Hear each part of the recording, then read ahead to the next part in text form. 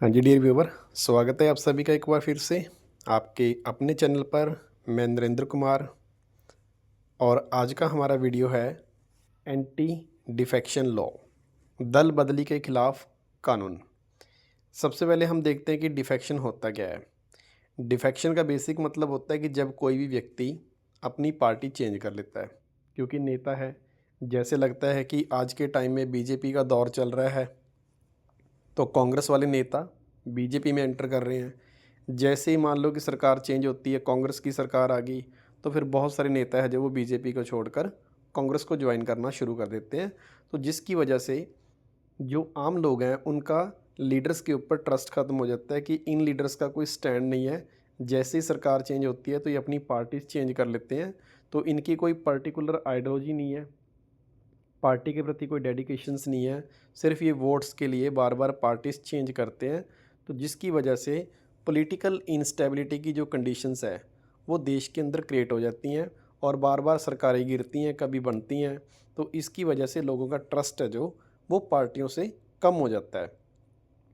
और इस चीज़ की जो शुरुआत है भारत के अंदर पार्टी चेंज करने का सिस्टम बेसिकली स्टार्ट हुआ 1967 से। 1967 का इलेक्शन कांग्रेस के लिए सबसे डेंजरस टाइम पीरियड था, जिसके अंदर देखा गया कि एक एक नेता 14 डेज़ के अंदर तीन तीन बार अपनी पार्टीज चेंज कर रहा है। उस समय कांग्रेस के एक एमएलए थे जिनका नाम था गयालाल। इन्होंने 14 दिन के अंदर 3 बार पार्टी चेंज करी। पहले कांग्रेस में थे, फिर गए यूनाइटेड फ्रंट के अंदर, यूनाइटेड फ्रंट से फिर वापस कांग्रेस के अंदर आए, फिर कांग्रेस से दोबारा फिर यूनाइटेड फ्रंट के अंदर गए और फिर दोबारा कांग्रेस में वापस आए। तो इस नेता ने 3 बार पार्टी चेंज करी। तो जिसकी वजह से भारत के अंदर ये 1967 से देखा गया कि नेता है जो बार बार अपने पॉलिटिकल इंटरेस्ट के लिए पार्टीज़ को चेंज कर रहे थे। और इस चीज़ को रोकने के लिए इंडिया के कॉन्स्टिट्यूशन के अंदर 52nd अमेंडमेंट किया गया।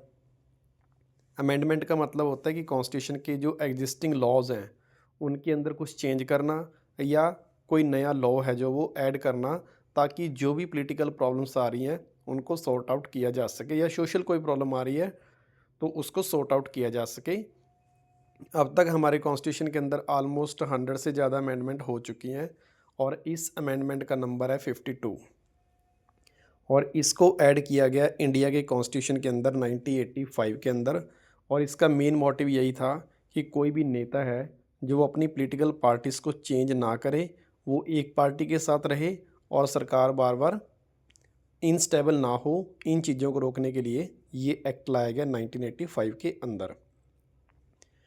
और इसी के साथ हमारे इंडिया के कॉन्स्टिट्यूशन के अंदर एक नई स्केजुअल ऐड करी गई जिसका नाम है 10th स्केजुअल। जैसे कि आप सबको पता है कि हमारे इंडिया का जब कॉन्स्टिट्यूशन बना था तो उस समय हमारे कॉन्स्टिट्यूशन के अंदर टोटल 8 स्केजुअल्स थे। फिर 1951 के अंदर स्केजुअल नंबर 9 ऐड किया गया, 1985 के अंदर स्केजुअल नंबर 10 ऐड किया गया, 1993 के अंदर स्केजुअल नंबर 11 जो कि पंचायतों से रिलेटेड है, और फिर 1994 के अंदर स्केजुअल नंबर 12 ऐड किया गया जो कि आपकी शहरों की जो नगर पालिका है उसके साथ रिलेटेड था। आज की डेट में हमारे कॉन्स्टिट्यूशन के अंदर टोटल 12 स्केजुअल हैं और इसमें से जो ये स्केजुअल नंबर 10 है इसको ऐड किया गया था एंटी डिफेक्शन लॉ की फॉर्म के अंदर। अब इसी के साथ हमारे इंडिया के कॉन्स्टिट्यूशन के अंदर 4 नए आर्टिकल ऐड करे गए, 102, 101, इसके अलावा 190 और 191। ये 4 नए हमारे देश के अंदर जो आर्टिकल्स हैं ऐड करे गए। ये जो 101 और 102 है ये तो हमारा सेंट्रल गवर्नमेंट के अंदर जो पार्लियामेंट है, लोकसभा और राज्यसभा, इनके अंदर मेंबर अपनी पार्टी चेंज ना करें, ये इनके लिए है। और जो हमारी स्टेट्स असेंबली हैं या हमारी जो यूटीज़ हैं, जैसे दिल्ली के अंदर इलेक्शन होता है, पुडुचेरी के अंदर इलेक्शन होता है, तो इनके लिए हम 190 और 191 जो 2 आर्टिकल्स हैं उनको हमने अपने कॉन्स्टिट्यूशन के अंदर ऐड किया। तो इस तरीके से ये जो लॉ है वो हमारे पार्लियामेंट के अंदर इंट्रोड्यूस हुआ और जिसको फाइनली 1985 में हमारे कॉन्स्टिट्यूशन के अंदर एक जगह मिल गई। अब ये कॉन्स्टिट्यूशन के अंदर जो हमारा एंटी डिफेक्शन लॉ है, ये क्या क्या चीज़ की प्रोविज़न के बारे में बताता है। तो सबसे पहला पॉइंट है उन मेंबर्स के लिए जो किसी पॉलिटिकल पार्टी के साथ जुड़े हुए हैं और वो उस पार्टी के टिकट के नाम पर ही इलेक्शन लड़े हैं और जीत कर पार्लियामेंट के अंदर या विधानसभा के अंदर पहुंचे हैं। तो पहली प्रोविज़न सिर्फ उन व्यक्तियों के लिए है जो किसी पार्टी का मेंबर हैं, जो किसी पर्टिकुलर पार्टी के साथ जुड़े हुए हैं और उसी पार्टी के नाम पर उनको इलेक्शन में खड़े होने का मौका मिला, पार्टी ने उनको टिकट दिया और फिर जीतने के बाद वो पार्लियामेंट के अंदर या आपकी स्टेट की असेंबली के अंदर पहुंचे हैं। पहला रूल उन लोगों के लिए है। अब जैसे एग्जांपल के तौर पर सपोज़ करो कि बीजेपी का कोई नेता है, नितिन गडकरी को हम मान लेते हैं, ये बीजेपी के नेता हैं, इनको पार्टी ने टिकट दिया, इलेक्शन लड़े और ये व्यक्ति सपोज़ करो कि इलेक्शन जीत गया। अब इस व्यक्ति के ऊपर ये लॉ कब इम्प्लीमेंट होगा? तो सबसे पहली कंडीशन है कि अगर ये व्यक्ति बीजेपी के नाम पे इलेक्शन लड़ा 2024 के अंदर और इलेक्शन के बाद ये पार्टी का मेंबर बन गया, जीत गया, पार्लियामेंट में पहुंच गया, लेकिन पहुंचने के बाद इस व्यक्ति ने अपनी इच्छा अनुसार अपनी पॉलिटिकल पार्टी की मेंबरशिप को गिव अप कर दिया कि मैं आज के बाद बीजेपी का मेंबर नहीं हूं, तो इस व्यक्ति के ऊपर ये वाला लॉ है जो वो इम्प्लीमेंट हो जाएगा कि इस व्यक्ति ने दल बदली करी है। पहला तो रूल इसके लिए ये है। दूसरा रूल इसका है कि अगर कोई व्यक्ति पॉलिटिकल पार्टी के नाम से इलेक्शन लड़के आया है और उस व्यक्ति ने सपोज़ करो कि लोकसभा में कोई बिल आया, इस बिल के ऊपर वोटिंग होनी है, वोट डालनी है बिल पास करने के लिए, अगर ये व्यक्ति अपनी पॉलिटिकल पार्टी को बिना परमिशन दिए और जिस दिन वोटिंग होनी है उस बिल के ऊपर उस कानून बनाने के लिए अगर वो व्यक्ति उस दिन एब्सेंट हो जाता है बिना पार्टी को इन्फॉर्मेशन दिए, तो उस व्यक्ति के ऊपर ये एक्ट लागू हो जाएगा कि इस व्यक्ति ने दल बदली करी है, क्योंकि इसने पार्टी को बिना परमिशन दिए या उससे बिना परमिशन लिए वोटिंग वाले दिन ये व्यक्ति एब्सेंट रहा, तो उसके ऊपर ये जो एक्ट है वो लागू हो जाता है। ये हो गया सेकंड रूल। और मैं यहाँ पर ये आपको क्लियर कर दूँ, ये सिर्फ उन व्यक्तियों के लिए है जो किसी राजनीतिक दल या कह लो कि पॉलिटिकल पार्टी का मेंबर्स हैं और जो इलेक्शन जीतकर पार्टी के नाम पर पार्लियामेंट या असेंबली के अंदर पहुंचे हैं। तीसरा रूल ये कहता है कि वोटिंग वाले दिन पार्टी के जो मेंबर्स हैं उनको इंस्ट्रक्शन दी गई है कि आपने बिल के फेवर में वोट डालना है या उसके अगेंस्ट वोट डालना है। अगर वो व्यक्ति पार्टी की गाइडलाइंस को फॉलो नहीं करता और उस व्यक्ति ने पार्टी के ऑपोजिट जाकर बिल के फेवर या अनफेवर में वोट डाल दिया, तो वो व्यक्ति एंटी डिफेक्शन लॉ का शिकार हो जाएगा। अब एग्जांपल के तौर पर मान लो कि बीजेपी ने इंस्ट्रक्शन जारी किया कि जितने भी बीजेपी के मेंबर हैं वो बिल के फेवर में वोट डालेंगे। सपोज़ करो कि 300 मेंबर्स को इंस्ट्रक्शन दी गई जो कि लोकसभा के मेंबर हैं। इनमें से 2 मेंबर्स ने क्या किया कि उस बिल के फेवर में वोट ना डाल के अनफेवर में वोट डाल दिया, तो ये व्यक्ति एंटी डिफेक्शन लॉ के अंदर आ जाएंगे। तो ये सारी इंस्ट्रक्शन थी उन व्यक्तियों के लिए जो किसी पार्टी का मेंबर्स हैं और पार्टी के नाम पर इलेक्शन लड़कर पार्लियामेंट में पहुंचे हैं। तो 3 कंडीशन, अगर वो अपनी मर्ज़ी से मेंबरशिप छोड़ देता है, वोटिंग वाले दिन विदाउट परमिशन एब्सेंट रहता है और या पार्टी के इंस्ट्रक्शन को फॉलो ना करके अपनी इच्छा के अनुसार पार्टी के ऑपोजिट वोट डालता है, तो ये डिफेक्शन होगा। तो ये है सिर्फ इलेक्टेड मेंबर के लिए। अब चलते हैं सेकंड कंडीशन जिसके अंदर आता है इंडिपेंडेंट मेंबर। इंडिपेंडेंट को आप हिंदी में बोलते हो निर्दलीय। निर्दलीय का मतलब वो मेंबर जो किसी पार्टी की टिकट पर इलेक्शन नहीं लड़ रहा, वो बिना किसी पार्टी के अपनी इच्छा के अनुसार इलेक्शन लड़ रहा है। उसने अपने फॉर्म फिल किए, चाहे वो लोकसभा के लिए हो, चाहे वो आपके विधानसभा यानी कि लेजिस्लेटिव असेंबली के लिए हो। अब मान लो कि वो व्यक्ति बिना किसी पार्टी के टिकट के नाम पर इलेक्शन लड़ा और किस्मत से वो व्यक्ति जीत गया और वो व्यक्ति पार्लियामेंट के अंदर पहुंच गया या आपकी लेजिस्लेटिव असेंबली के अंदर पहुंच गया।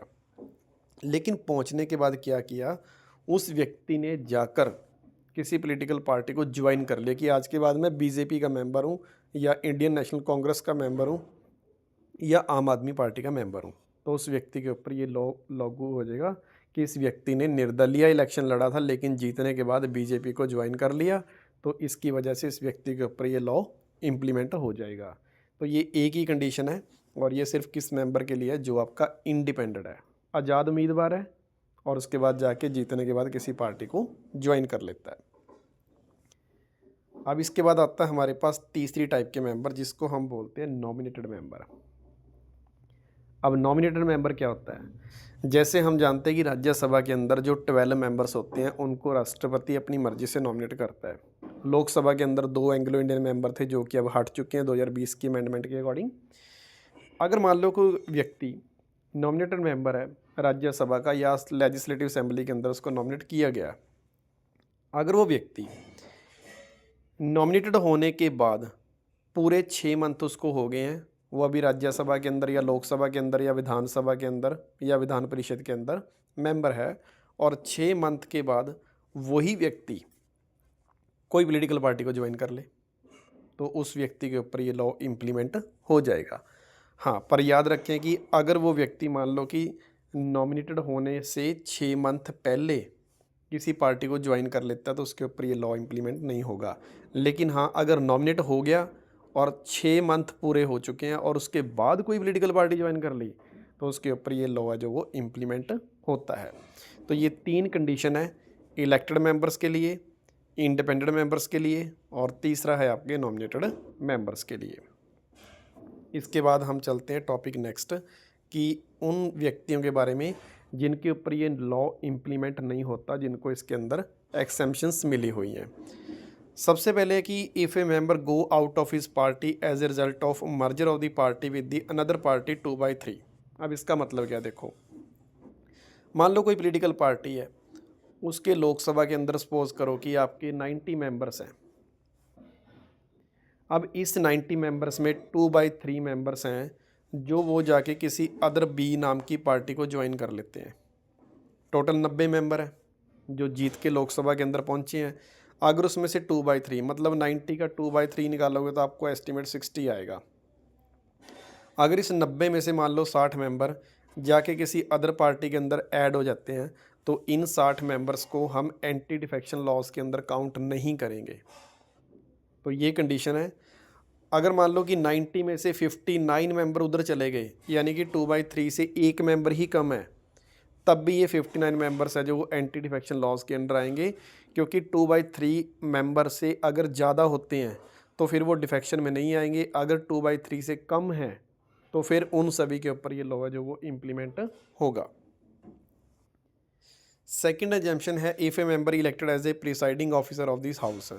अब मान लो कोई व्यक्ति है, लोकसभा का स्पीकर बना दिया, उसको डेप्यूटी स्पीकर बना दिया, प्रो टर्म स्पीकर बना दिया, डेप्यूटी चेयरपर्सन बना दिया। तो अगर वो किसी पार्टी से साथ जुड़े हुए हैं, मान लो बीजेपी ने इस समय लोकसभा के अंदर ओम बिरला को अपना लोकसभा का स्पीकर बना दिया, अगर वो व्यक्ति अपनी पार्टी की मेंबरशिप छोड़ देगा और वो अभी स्पीकर के तौर पर काम कर रहा है, तो उसके ऊपर ये लॉ इम्प्लीमेंट नहीं होगा कि उसने बीजेपी छोड़कर और जाके स्पीकर बन गया। तो ऐसे व्यक्तियों के ऊपर ये लॉ है जो वो इम्प्लीमेंट नहीं होगा।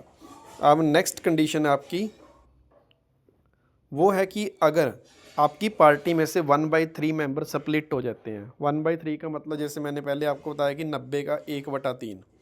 अगर मान लो 30 मेंबर्स आपकी पार्टी छोड़ कर किसी और पार्टी में चले जाते हैं, तो इन व्यक्तियों के ऊपर ये रूल पहले इम्प्लीमेंट नहीं होता था।